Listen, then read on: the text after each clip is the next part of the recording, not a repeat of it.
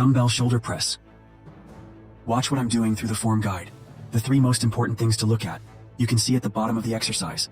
My arms are nice and parallel when I'm pushing up. I'm finishing in a triangle motion, so those dumbbells are coming together at the top. My knees are slightly bent, and there's no movement in my hips. Side dumbbell upright row. They might be a little different to what you've seen in the past. I'm doing these upright rows with a neutral grip. Basically, what's happening is, the dumbbell is starting beside me, and I'm pulling all the way up.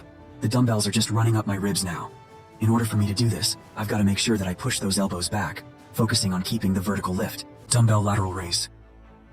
You can see that I'm starting on the side of my body, and want to make sure I'm staying nice and strict on the movement I'm lifting, all the way to a horizontal line, so that I've got a straight line from one hand, all the way to the other at the top of the exercise. And then you want to make sure that your palm is always facing down, and that we hit that lateral head, nice and effectively. Dumbbell shrug. What I'm doing is I'm lifting my shoulders, and it's as though I'm trying to touch my ears, going all the way up, and then you can see that I'm circling back out.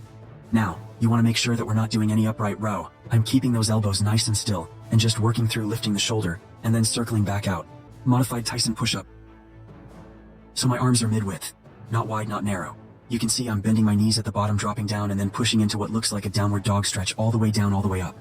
Now this exercise is a little bit more advanced. Might be a little bit tricky for you, but I want you to give it a try. You got nothing to lose. Very good for your chest, tricep, and a little bit of shoulder as well.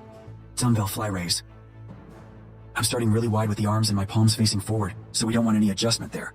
Lifting in a triangle motion, so you can see I'm closing and lifting up all at the same time, and then going back wide at the end of it. Make sure there's no momentum through your hips. Dumbbell obliques tilt. I'm basically starting with a wide stance, and I'm making sure that my knees are nice and straight this time. I'm tilting to the side, making sure that you're not tilting behind you, because we don't want to put any pressure on our back, and making sure that I'm not pushing my hips out. I'm trying to keep my hips nice and centered and just focus on that tilt the whole time. Dumbbell ankle tap. These are crunches for your obliques, the muscles underneath your love handles. So very important to keep your lower back pinned against the floor. We're tilting to the side and creating a small letter C. That's basically what we're trying to do. I'm not crunching upwards. I'm staying nice and flat and just tilting to the sides now. Reverse dumbbell pullover. You can see that I'm starting with my arms by my side, and they're remaining parallel the whole time, and my elbows are remaining soft straight the whole time as well.